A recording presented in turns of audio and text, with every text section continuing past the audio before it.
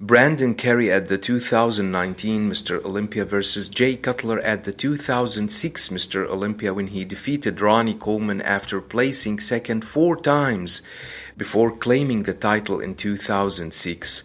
I chose Jay from this contest because it was his first Olympia win like Brandon this year, and because I think that Jay from 2009 Mr. Olympia would be an unfair matchup for Brandon. The front double biceps shows the sheer size in favor of Jay, who looks more massive and wider overall. Brandon, however, has the better biceps in my opinion that look better shaped. Brandon's arms are among his most powerful areas and they show in this pose.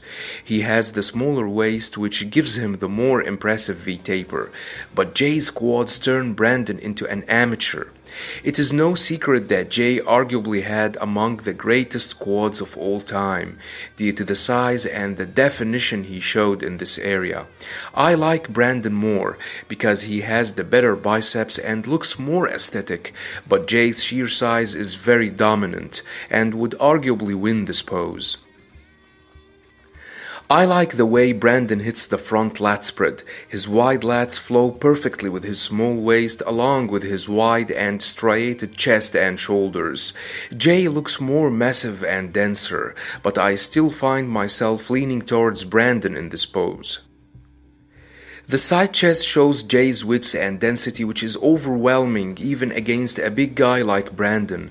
Brandon arguably shows better conditioning with visible striations, but Jay's sheer size and density in the chest, shoulders and arms areas are phenomenal.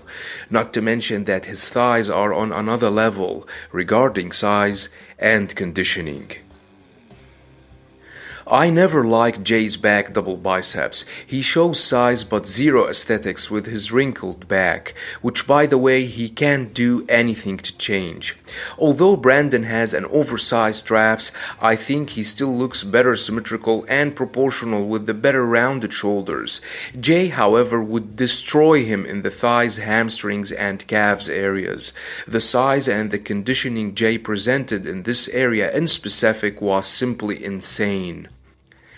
Jay would dominate because he is more complete and better balanced between the upper and the lower sections. I think Brandon looks very impressive with his wide lats with the better conditioned traps, not taking anything away from Jay, who was known for his lats sheer size and width, but I do not see that he is better in the lats area. However, Jay dominates in the hamstrings and calves areas to give him the win based on the eye of the beholder. The side triceps shows that Brandon looks more aesthetic and pleasant to the eye. They both have impressive triceps, but not the best out there. Brandon's chest flows perfectly with his ripped shoulders and arms along with the tighter midsection. His thighs also look very impressive, especially the hamstrings area. You could go for Jay, but I see Brandon winning this pose. The abs and thighs shows that Brandon has the smaller and the more aesthetic waist, but Jay has the better conditioning with his more ripped and cut abs that look like they are engraved in the rock. Jay may not be having symmetrical abs, but he dominates with the incredible conditioning he shows in his midsection and the insanely ripped and separated quads.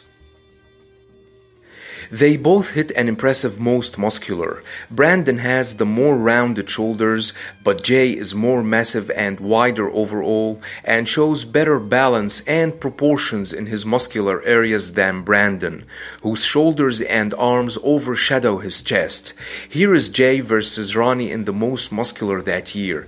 Just to give you an idea about his size and width, he looks as massive and as wide, if not even wider than Ronnie.